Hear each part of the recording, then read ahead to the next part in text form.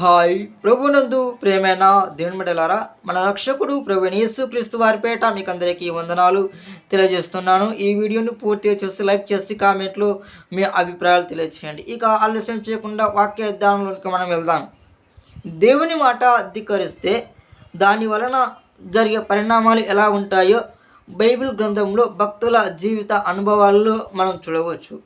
మొదటిగా మనం ఆలోచించినప్పుడు దేవుని మాట ధిక్కరించినటువంటి ఆదాము అవ్వల యొక్క గతి ఏమైంది? వారు దేవుని మాట ధిక్కరించారు, దేవుని మాటను తిరస్కరించారు, దేవుని మాటను అగౌరవపరిచారు.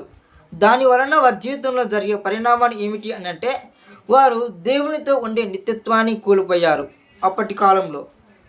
సో ఆదాము అవ్వలు దేవుని మాట ధిక్కరించినందువలన వారు ఏమి కోల్పోయారు అని అంటే, దేవునితో ఉండే నిత్యత్వాన్ని కోల్పోయారు. ఇది మొదటి పాయింట్. రెండవ పాయింట్ ఏమిటంటే, మోసే దేవుని మాట ధిక్కరించాడు, దేవుని మాటను తిరస్కరించాడు. అతని జీవితంలో ఒకటి అదేమిటంటే, ఇజ్రాయెల్ ప్రజలను కనానులు చేరడం, తను కూడా కనానులు చేరడం. కానీ తన ఆశ ఒక్క దేవుని మాట వినకపోవడం వలన, దేవుని మాట ధిక్కరించడం వలన కనానులు చేరుకోపోయాడు. దేన్ని బట్టి కనానులకు చేరుకోపోయాడు? దేవుని మాటను ధిక్కరించడం వలన. రెండవదిగా దేవుని ప్రజలైన ఇశ్రాయేలు ద్రోహులారా అని అనడం వలన. ఈ రెండు కారణాలను బట్టి దేవుడు అతనికి ఒక కఠినమైన శిక్షగా దేవుడు విధించినట్లు ఈ వాక్యంలో మనం చూస్తాం. ఇంకా మూడవదిగా మనం ఆలోచించినట్టయితే, దేవుని మాట ధిక్కరించినందుకు ఇజ్రాయెల్ ప్రజలకు మొట్టమొదటిగా రాజుగా అభిషేకించబడినటువంటి సౌలు తన రాజ్యాన్ని కోల్పోయాడని మనం చూస్తాం. అవును, దేవుని మాట అంటే ఒక ఆజ్ఞతో, దేవుని మాట అనేది ఒక చట్టం లాంటిది, ఒక ఆజ్ఞ లాంటిది.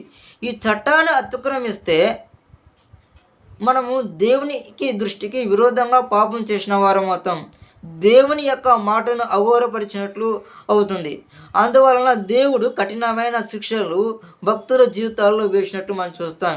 కాబట్టి ఈ యొక్క 3 పాయింట్ల ద్వారా మనం ఏం నేర్చుకోవాలి అంటే, దేవుని మాట ధిక్కరిస్తే ఇలాంటి పరిణామాలు మన జీవితంలో చోటు చేసుకుంటాయా?